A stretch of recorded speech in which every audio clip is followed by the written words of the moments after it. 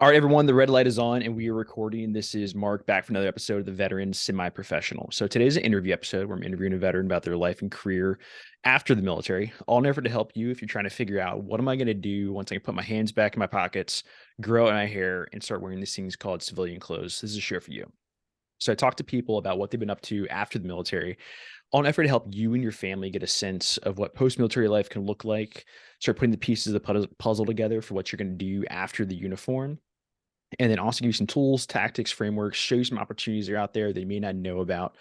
Also, that you and your family can have a good landing after life in the military. Okay. So, super pumped for today's guest, A.W. Simmons. He's an awesome guy, and I'll give him a quick shout out. In trying to record this episode, we have gone through just about every single technical problem that I can have. We actually recorded this about 2 months ago, and then the audio got lost somehow out there in the cloud. Couldn't record it, so he was kind enough to agree to re-record. Then in the process, we sat down 10 minutes ago. My internet kind of crapped the bed. I had to go to my backup location. So huge thanks to you for being so flexible and awesome and willing to come and talk to the audience. Really appreciate it, W. So if you can take a minute, introduce yourself, man. I'd appreciate it. Yeah, absolutely. And yeah, appreciate the opportunity to be here. And it's been an honor getting to know you, Mark. A.W. Simmons, currently of Arvada, Colorado, but born and raised in Northern Virginia. I was an ROTC commissionee out of the University of Virginia, Go in the his. infantry. Yeah, yeah. And yeah, Wahoo Wah. You know what I'm talking about, from God's country, Charlottesville, Virginia, dude. That's right. And did approximately 5 years on active duty as an infantryman, and then the remainder of my 10-year active duty career as a special forces officer. Most of that 10th Special Forces Group out of Fort Carson, Colorado. I'm currently an operating partner with a firm called Saturn V, and we are a long-term holding company for enduringly profitable small businesses, and most of which are based out of Colorado. But over the last 2 years, have started expanding interstate. So that's a quick background on me. Husband of one, father of three now. Congrats. Little girls, 5, 3, and just over a month. So, I've definitely heard tell of. I've heard it called the SF curse of just getting nothing but little girls. Yeah. dude, I'm batting 1,000. I can't miss. Yeah, yeah. Awesome, man. And for those of you who are listening who are like, I don't know what an operating partner is or what a holding company is, and you're like, perfect, this is the show for you. We're going to go into all these terms and make you feel comfortable with what it is. And then towards the end, AW is definitely going to talk about some opportunities in potentially working with him and his company. They're kind of in a cool mode right now. So this is a very timely episode for everyone listening. So one of the first questions I always like to ask is, what was your transition from the army like? Good, bad, ugly, sideways. What were things that worked out well for you? Some bright spots you might point out, and then what were some speed traps out there that maybe caught you up that you weren't expecting? Yeah, yeah. As I look back on my transition season, which I kind of classified as my last 12 months in the army. Um, it was it felt frenetic, it felt hectic, it felt like all kinds of unexpected inbounds were coming at me in different ways, and I was really, really happy with how it ended up. So I joined the army, kind of always just part of 9/11 generation, right? Was Yeah, like, hey, this is something I just feel called to and feel obligated to do, and um, would want the experience of leading soldiers relatively early in my career. Um, had a really great experience. As I was an infantry platoon leader in eastern Afghanistan, a place called Kunar Province, when I was with the 25th Infantry Division based out of Hawaii, and just really, really delighted in that, and had a great team. And then my time with 10th Group, primarily Eastern European focused, mostly Ukraine, but a number of other countries, as we're busy preparing for the current situation that yeah. NATO and Eastern Europe finds itself in, more acutely today. Um, but I realized pretty quickly at about that 9-year mark, I kind of look back. I'm like, man, I I don't see the next decade being anywhere near as fun as the last decade, right? Yeah. And I'd honestly seen I had friends, mentors, that I'd looked down the road who had tried to make that transition after a full 20-year career. And there are some real institutional headwinds to doing that as an older person, or would you say just kind of like a mid-career, military officer. Yeah. And I've thought, you know what? I kind of did everything I set out to do, had a blast. Why not go out on top, so to speak, and do it at a time that kind of made sense for my family too. We had one little girl born in Colorado Springs, and then I had a second on the way, and just kind of felt like time. I'd say the the pre-planning part, bringing all those great planning tools and frameworks that you have as you've gone through, in the Army. We call it the Captain's Career Course, and the MDMP, or military decision making process. Like you've got like just such a warehouse of powerful planning constructs in your toolkit from your time in the service. Um, don't hesitate to use those for your personal life. And so I actually part of the reason that last year was so crazy was I was actually running three parallel like courses of action. Basically, I was like, hey, I'm either staying in the Army and applying to a particular scholarship and ILE, intermediate level education, mid-career kind of Hmm. officer education program. I am staying in public sector service and employment, just not in uniform, and applying to a bunch of places kind of in the DC ecosystem. And then third, no, I'm getting out and going to grad school. And so especially that first 6 months, while each of those were shaking out and gaining clarity, felt very frenetic. But like I always had my my Excel tracker and my overall calendars that I was working through, that I think gave me a little bit of sanity through that process. So I think that's really helpful. And we can probably dig in this a little bit later in the show, but I think often we want to look at, the planning tools that we used in the military and say these don't have any applicability elsewhere. Like I'm not going to bust out, FM 3.0 and start putting together my MD&P process for starting a business or my personal life, or whatever it is. And what I've routinely found is I will find business concepts out there and I'm like, oh, this is just that thing from the Army, just repackaged in different wording. Okay. And rarely, I don't think you're going to find too many places where it is put out in so much detail with, the concepts explained and the step-by-step procedures as well as you will find in military planning. It's really hard to find something as thorough as that out there in the right, civilian world. And so right. it is a really useful tool. And so I just encourage everyone, don't throw the baby out with the bathwater. There's usefulness in there. You just got to repackage it and reword it somehow. Oh yeah, and I would encourage folks as they're considering separating and transitioning, like don't discount not just its applicability to your life, but its applicability to the organizations you're going to join. Like companies, particularly smaller companies that don't necessarily have yet a formalized annual or quarterly planning process.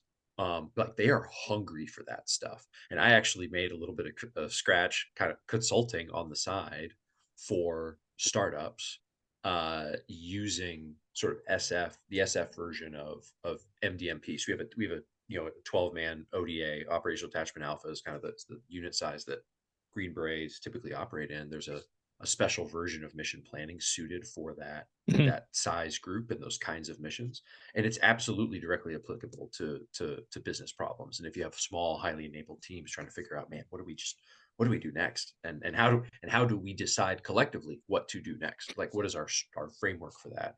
Super powerful. So So what was, I think you talked about your three different tracks that you're going on here. So you obviously didn't stay in the military. You didn't go into federal service. You were thinking grad school. What was the kind of framework you were thinking through there, and like what were the options you were looking at? yeah, I was thinking about grad school because it is a very it's just a great natural reset for anyone, even if you're not coming out of the military. It's a great place to kind of to reset and reblue your network. Right, you're meeting hundreds of awesome high caliber people from all kinds of different walks of life, and getting those network connections reset. Um, for me, there was an actual like skills and just vocabulary component, right? Yeah. Where stepping from the military into the civilian life, I had no idea the first day I went to business school what these terms that I broker in every day now are. Like, what is EBITDA? I had no idea. I didn't know how to read a P&L. I didn't know the difference between a balance sheet, statement of cash flows. Like just kind of some basic business terminology is really helpful. And then thirdly, man, I just want to take a knee. Like I needed a break. Yeah, Just man. from being overseas constantly and just the grind Yeah. of deployment after deployment. And I just knew grad school was going to be at like a 2 year breather where it's like, man, my wife and my kids can have great friends in the same stage of life. I'm going to meet some new friends. There is not going to be there's enough kind of crush of responsibility just figuring out, man, what am I going to do in a new identity as in not as a full-time soldier anymore. Why layer on this whole nother like, oh man, I better like really, really bring it in my day job too Yeah. as I'm trying to gain traction. So those are kind of the big three reasons. And I was super fortunate to have really great mentors along the way who helped me with my applications and help coach me through interview prep sessions and um, yeah, just work the GMAT and studied my ass off for that as a. I almost thought of it as like a a second sort of full time job, parallel with my day job, and that's just I kind of told my wife that I'm like, hey babe, like kind of treat this as like as almost like a domestic deployment. Like you're not going to see me all that much for Yeah. these kind of 4 to 5 months of like really intense grad school application season because it's just to do it right. It definitely takes time, um, but yeah, that's why I ultimately decided on that path and did the full time kind of 2 year MBA deal. Yeah, yeah, and so I absolutely felt the same thing myself of like, dude, I just want a knee for 2 years. You know, I was tired. I really was, and like I needed some time to just kind of do Mark for a little bit and not have the pressure of showing up and immediately having to go back and lead a team and be responsible for performance from day one and everything. Like I needed that flexibility and kind of comfort in my life. And I remember, my first draft of an essay for an application, I sent it by a vet and he was like, "Hey man, you're right. Everyone's feeling it." He's like, "You can't say that in the application essay." And I was like, "Okay, okay. Point taken, point taken." So he's like, "You're totally correct. Reword this a little bit, but everyone's feeling that." Okay. Hmm. And I know like, the vets that I was at business school with, we all kind of felt that same desire of, I just want to take a breather for a little bit before I then go Right. rush into, the next big stage in life. And like what I tell folks a lot of times, even if business school and grad school isn't your path, um, even just planning some time off afterwards, I think is Sure. huge. Yep. Everyone that I've talked to everyone I talked to who went straight from, left the Marines on a Friday and started work on a Monday was like, dude, I regretted it. I was Yeah. burnt out. And, I realized, there's probably pressure to, earn for your family and everything. Like that's totally going to be there. But I'll also say like, that's what, terminal leave can be built in there to give yourself, even just a couple of weeks. I It could be also super helpful. I'll also sell something that I didn't use, but I'm now in touch with a bunch of Green Berets a few years kind of behind me in their timeline who Yeah. have used really effectively is the DoD Skill Bridge program. So if your unit will sign off on it, it's up to 6 months of just Army funded time interning in an industry or company of not purely of your choice, like they have to be enrolled in the Skill Bridge program and jump through Right. some hoops and stuff, but that can be an amazing transition process. It makes you way more marketable as an intern because that company doesn't have to pay for you. It's on the government's time, and it kind of gives you this nice soft op ramp where you're still still making your pay Big time. on schedule, but you're test driving this new life and identity. So whether it's skill bridge, whether it's hey, I'm just going to save really intentionally for my last 2 years or whatever in the service, so I've got a nice little nest egg to burn during that discovery period. Like it's I, I would echo exactly what you say. I think it's actually pretty easy for guys to jump into the wrong job or maybe the right job, but in the wrong way if you're out on a Friday, back in on a Monday. Yeah. Take some time. This is a big identity and skills and often geographic transition. So, Yeah. Yeah. I know I was I did skill bridge on my way out of the army. And, so I oh, got very cool. 3 months of working at a tech. I was based at Fort Bragg at the time. So I got 3 months working at a tech startup in Durham, which is like an hour and a half away. And it was awesome. I mean, for 3 months, I maybe got a text every other week from my commander being like, "Hey, you good? Do you need anything?" Right? But like that was it. Otherwise, I was just Mark Delaney working on an office that had a slide and free coffee, Yeah, and it yeah. was it was great. And it just helped me. Ended up, not staying with that company or anything, Sure. right? But it just, they got 3 great months of work out of me. It was wonderful. They were early stage. They didn't have money to burn. And then I got to like start shedding, Captain Delaney and started just becoming Mark again. And it was super Mhm. helpful. Okay.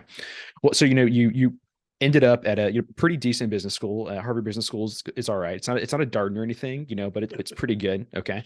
So as you were looking at options out there, how did you weigh different business school, criteria? Yeah, I had a few different criteria in mind. One was just uh simple brand name recognition and alumni reach. Yeah. I didn't have the kind of insight that a lot of my fellow business school applicants did, where it's like, oh man, I want this high finance role, and like so I'm doubling down on Wharton because that on ramp path from there Right. is super strong to go to the city and land a job at an iBanking desk, or oh, I want to go out to the valley and be part of the tech scene. Like, there's definitely industry and geographical biases at For a lot of sure. different business schools that tend to feed in certain directions. I didn't have any of that like clarity or knowledge or anything. It was like, man, I just need like a good general management degree. I need the best kind of alumni network that I can be able to use for the rest of my life. And I really wanted something that was going to be an good experience for my wife and young kids, like apart from me. Right. Because again, I was doing it. I went to school, relatively. I was relatively old, 32. So I started grad school at 32, and we went with one kid and had our second actually in the midst of first year exams, is when she was born. So, um, and uh, so I knew that was going to be a key component.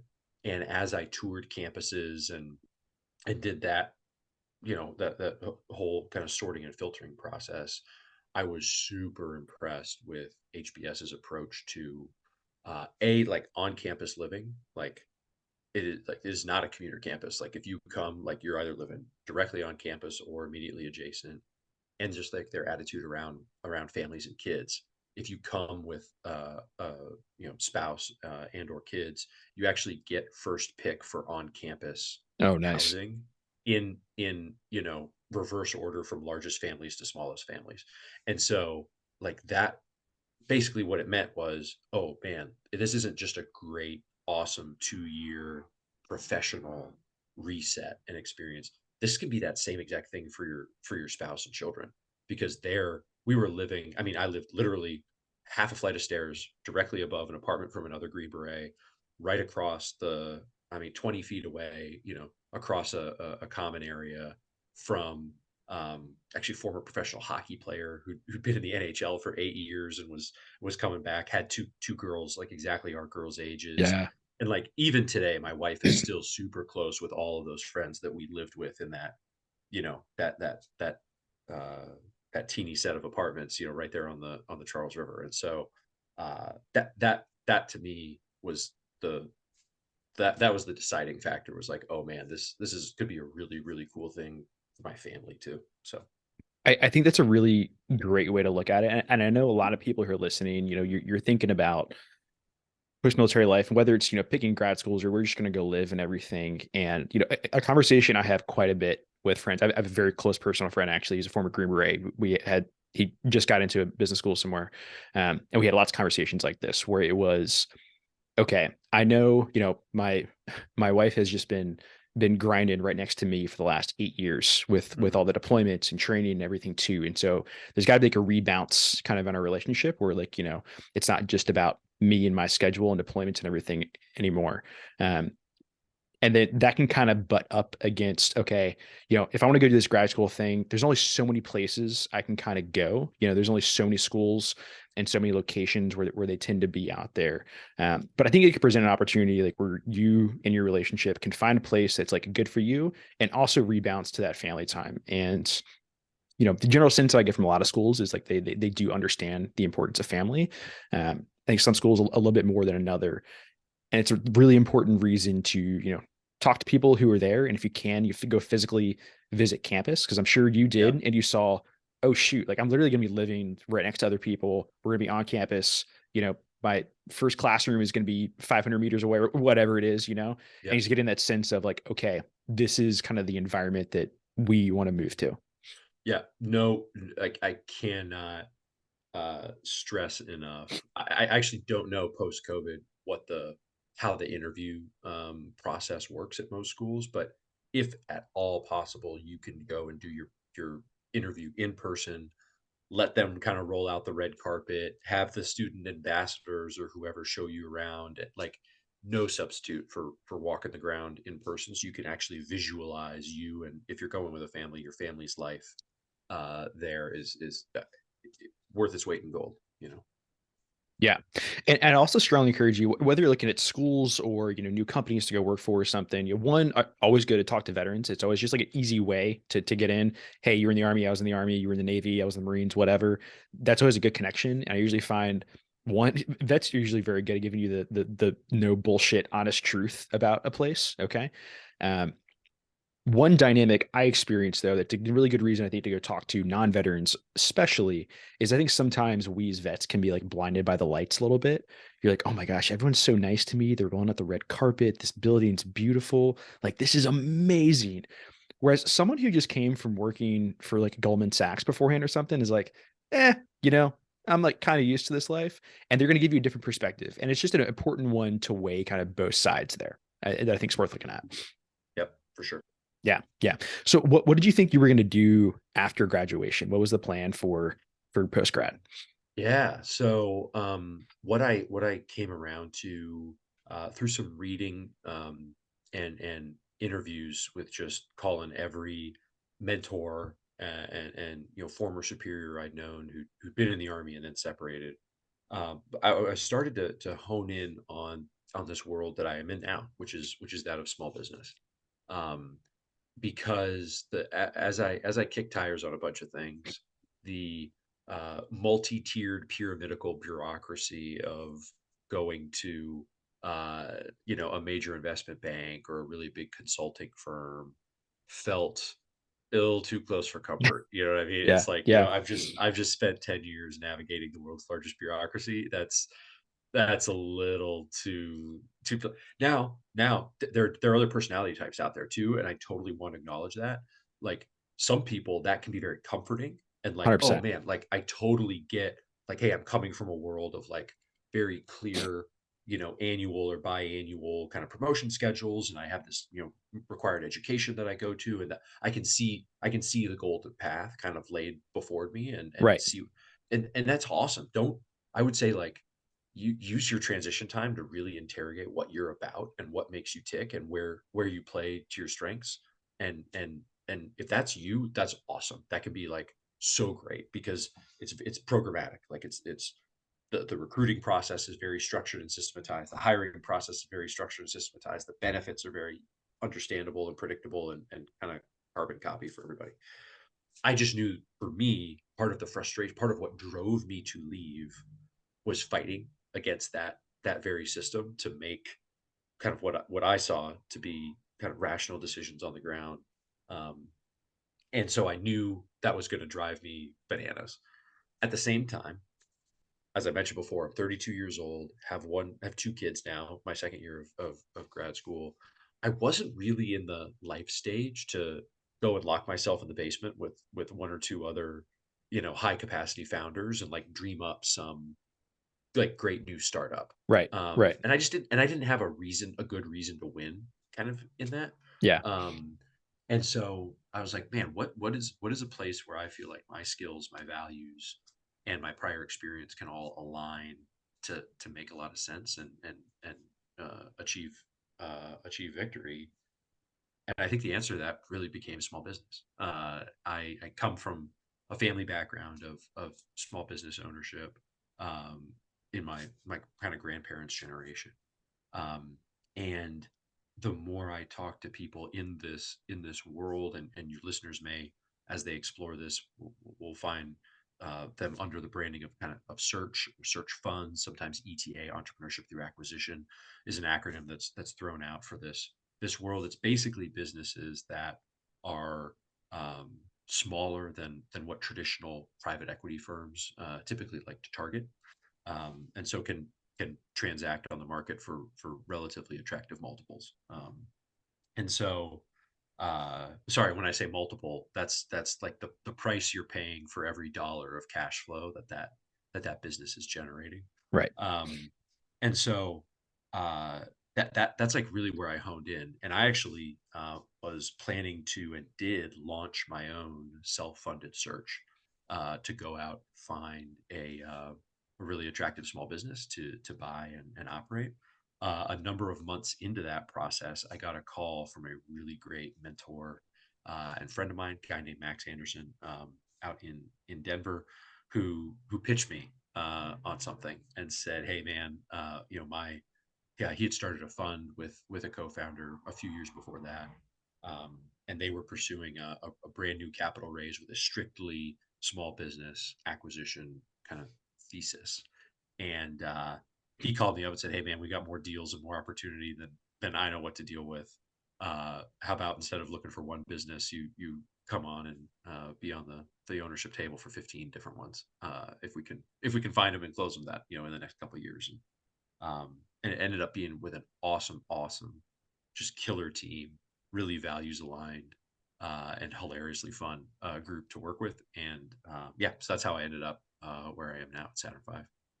So the thing that I want to highlight there about your story for the audience is, this didn't come from a job posting. This wasn't, something on a job board or on LinkedIn. It came from just kind of talking with people and networking. And I'm sure this mentor who brought you into Saturn Five, you didn't approach him the first time with an expectation of being offered a job in a couple of months, right? It was uh, I don't know how it started. It could have been about like, hey, just try to pick your brain about buying businesses. Here's what I'm looking at. Can I get some feedback, kind of thing? Whatever it was, and just kind of consistently showing someone, okay, I have some interest in this space. I'm, consistent, diligent, professional, polite in all of our interactions. I'm also going to show you a little bit about like who I am personally and like what my values are and everything. And then when, they started looking at building out a new team for kind of a new area they're looking into, okay, who do you think they're going to go to first? Some random person who applies on the internet, or a guy they know who's doing something right in line with this, who has a passion and interest for it. Seems like AW is probably going to be on my short list of phone calls to kick this thing off and see how it goes. Yeah, and maybe there might be times after the fact that Max looks back and regrets me being on his short list. But no, yeah, and I'd say for those, in all seriousness, for those in the service, like anytime you see a window of opportunity, even when you're still in uniform, to make a connection with someone on the outside who's doing a cool thing that sparks. You even have to know why it's interesting to you. You just have to know that it's interesting to you, and like don't stifle that voice. Like make a phone call, send a follow up email, get connected on LinkedIn, um, explore because you're as you get out of the military, the folks who have stayed in longer than you and are your current supervisors won't have that much to be able to speak into your life to direct you or provide advice, right? That's going to have to come from people who've actually walked that path and are outside the service. So um, just yeah, be open to those relationships and always approach with a posture of eagerness to learn about a new industry or a new job that you might have access to. So And I'd also say for everyone out there, if you're nervous about approaching someone who you perceive as kind of higher up in the food chain than you, they have the word investor around them or owner, CEO, whatever. If you come to them with like a level of humility and respect for their time and like an eagerness to learn, like most of them, I'm not gonna say all of them, but most of them, like they want to help you out. Okay. That's right. There are some, there's some investors I'm connected with who, I shoot emails to all the time. Like, hey, what do you think about this idea? I'm looking at this right now. And they love it. They like want to be involved. They really do because they were me 10, 15 years ago and someone else helped them out. And now, they're in a great place in life, financially, professionally, all these things. And they want to see someone else succeed behind them. And oh, by the way, like if you're a veteran too, like that usually helps out also. They're like, hey, this guy just got out of the army after 10 years and was like shitting and getting, for a while. And like I want to see him succeed. And he's showing me that he wants to, and he's eager to learn and is willing to listen to what I have to offer. Like they want to help out. They really do. Yeah, I 100% agree. Yeah. Yeah. So can you talk briefly about what the kind of model of a holding company is? 100%.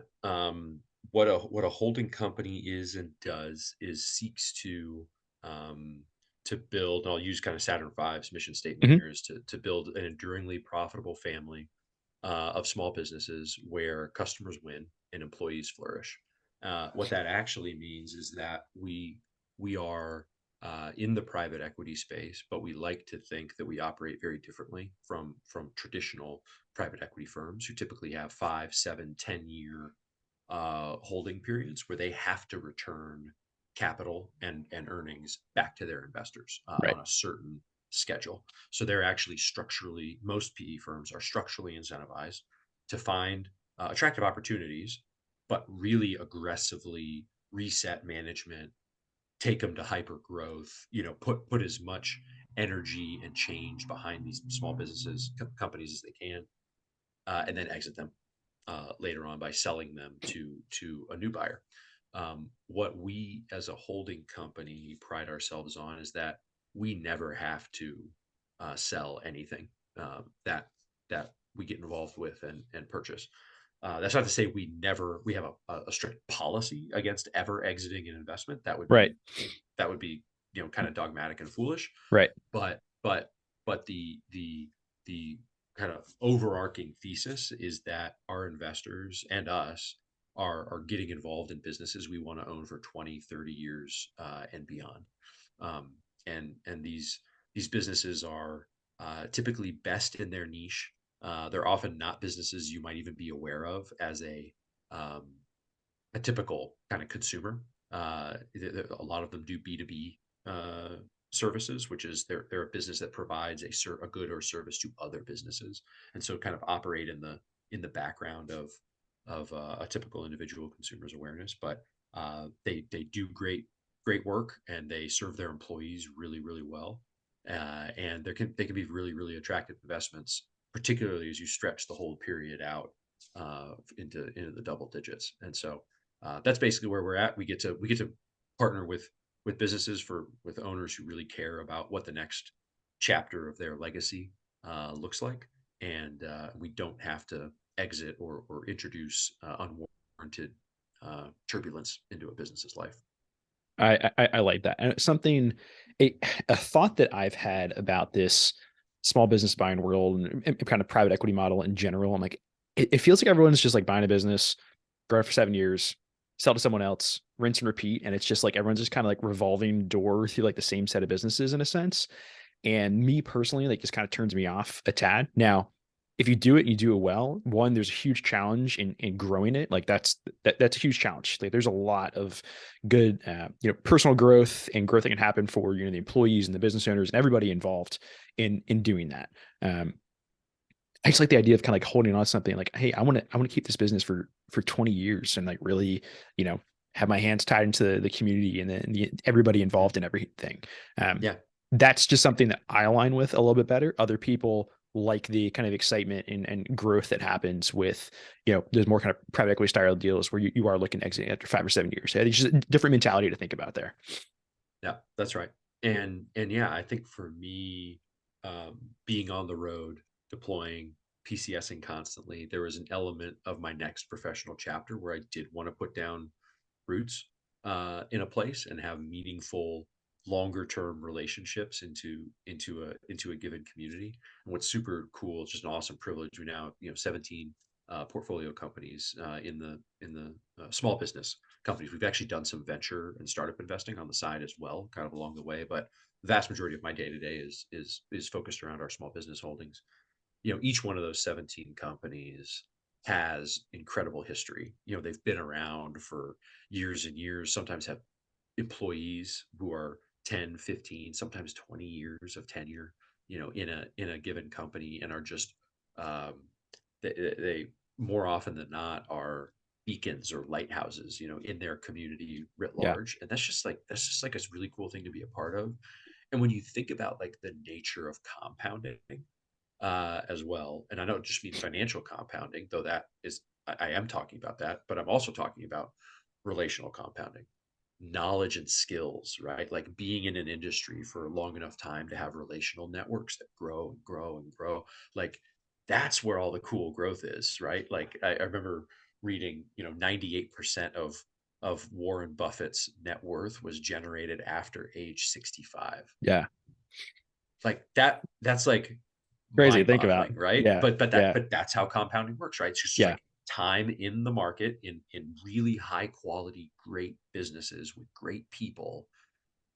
Like 5 or 7 years, like that's when it just starts to get interesting. Like that's Yeah. just the beginning, you know what I mean? And so anyway, we choose as a firm to be in the world where we aren't forced by those, I think, often artificial constraints or timelines that can be not just uh impacting your potential lifetime returns from being involved in a certain business. So that's true, but it's disrupting your employees' lives. It's like a transaction, an acquisition is no joke, man. It's a lot of work.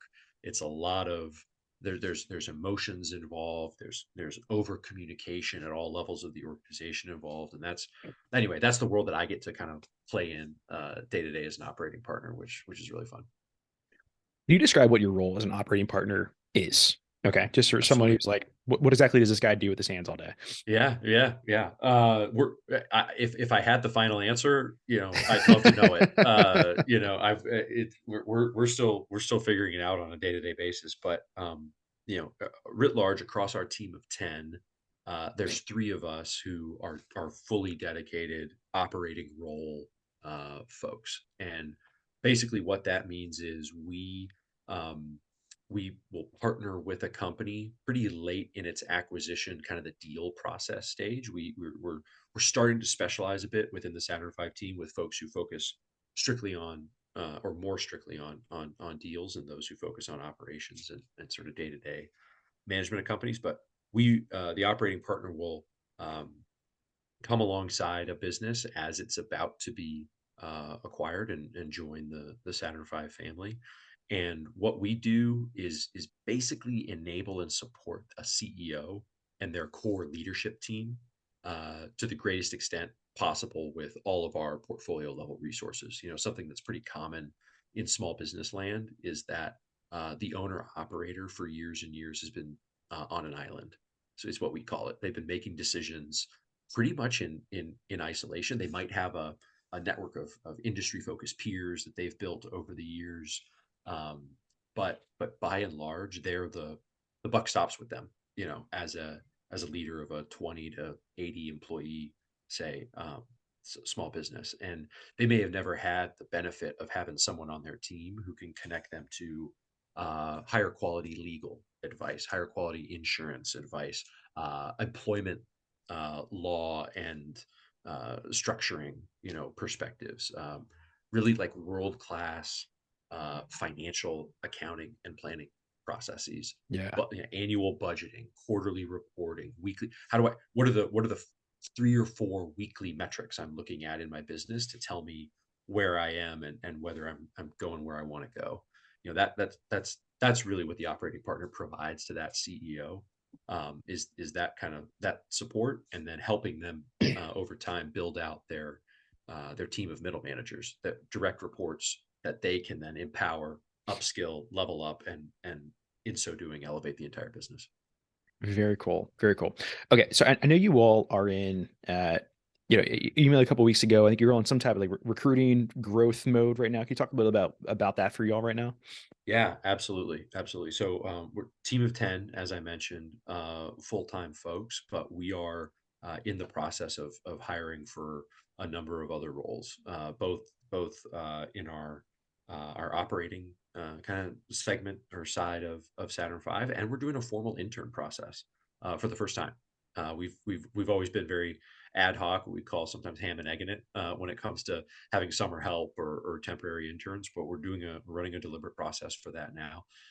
So if this work of finding, evaluating, and then closing, integrating, and partnering with small firms kind of sounds at all attractive to you, it'd be awesome to continue that conversation further in the coming months.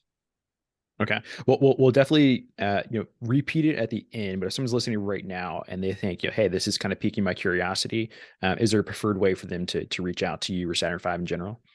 Yeah, if they're interested in sharing, if just learning more, and you can reach out to me directly, aw at saturn5.com, SATURNFIVE .com. And if they're kind of in the market, particularly if they have some kind of small business experience already, it'd be great to see your resume at hiring at saturn5.com, HARHIRING at saturn5.com as well. But yeah, feel free to reach out via email, find time. I'm as of today's recording date, 13 April. I'm traveling for the next 10 days or so, but would love to connect once I'm back on the ground and get to know you all better. Perfect. Perfect. Well, this has been awesome. We're winding down to the last few minutes here. And so in a minute, we pass it back over you, providing last thoughts, parting shots, words of wisdom to the crowd.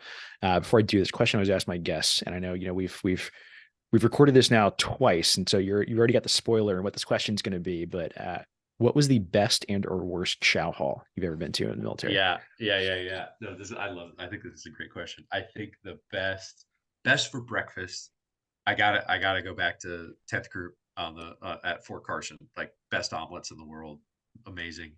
But in terms of overall DFAC, the 375 DFAC at Fort Benning is just killer. It's just top notch. So that was great.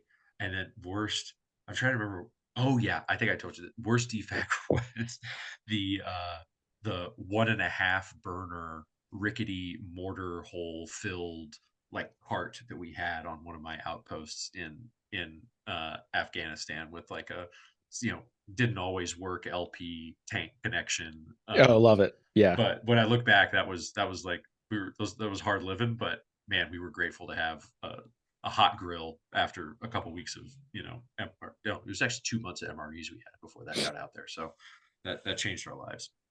Yeah, just some like 20-year-old kid who's chain smoking Marlboro Reds, flipping burgers with a shitty grill that's like a 45-degree angle while, That's right. mortars are That's right. coming in.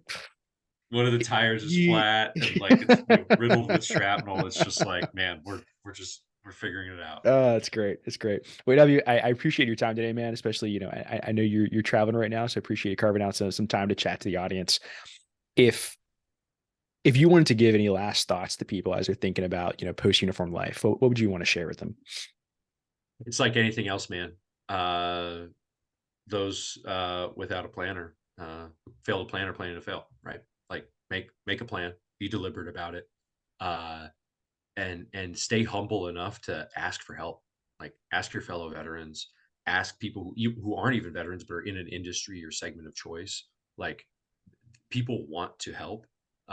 Don't be ashamed to reach out, admit what you don't know, and just explore. Treat this as a journey, not just externally, but also internally, right? Like you're figuring out what you who you are and what you want to do and who you want to be apart from the structures and predictability and uniformity of the military. Don't take that lightly. Like that's a lot of that's internal work that you're going to need to be doing, but it's deeply satisfying and deeply invigorating work, and can really just change your life and change your family's life for years if approached with intentionality and humility. So Yeah. I love that.